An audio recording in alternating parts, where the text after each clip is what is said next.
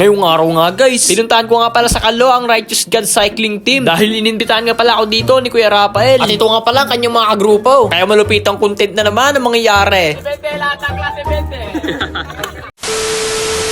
Tinanghali na nga pala ako ng gising dahil sobrang solid nga pala kagabi. Dahil nag-video-video nga pala ako sa may 18th birthday doon sa Karanglan sa GS Rosario. Then kinabukasan, ito nga pala ang kaganapan ko. Bali sinundo nga pala ko ng mga kaibigan dahil ang totoo niyan ay nasiraan ako ng motor. Kasi nga ang gamit kong motor ay ang pula. Kaya ito kinuha ko ang puti upang gamitin para makapunta rito sa Kalo. Huminto na kami saglit at bumili ng mga tubig. At kagad nga din pala kaming gumora. Nagparamdam na nga pala ang ulan kaya sobrang lamig. At maya-maya lang nakarating na nga pala kami at nagkita kami ni Kuya Rap.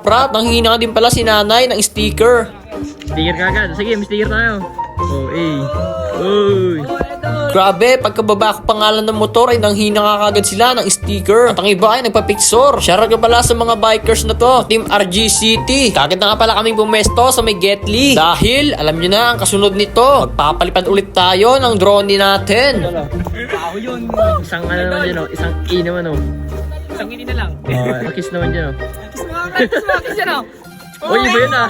After nga niya kaganapan na yan, pinaganda na nga pala ni Kuya Rap ang kanyang mga kaibigan. Dahil magkikeme-keme nga lang para sila ditong magkakarera para sa video kunyari. Kaya huwag kayong mag-alala, hindi ito opisyal na pagkakarera. At syempre, nagpapalipad tayo dito ng drone. Tayo nga pala ang piloto for today's video. Sinalo ko na nga pala dito si Mini Trico. At kagad naman pala dito nag-photoshoot ang ating mga kaibigan na mga nanghingi sa atin ng sticker.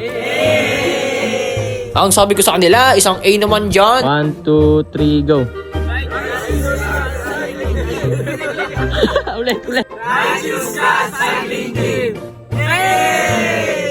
At kagad na nga pala kami naghahanda sa aming pag-uwi. Dahil kanina pa nga pala sila dito sa Kalo. Actually, ako nga lang daw pala ang kanilang inaantay. Kaso natagalan nga pala ako sa paggising ko at nasiraan pa ako ng motor. Kaya ang sabi ko sa kanila ay pakiantay na lang ako. Sapagkat dito na nga pala natatapos ang ating video. Kaya maraming salamat sa panonood.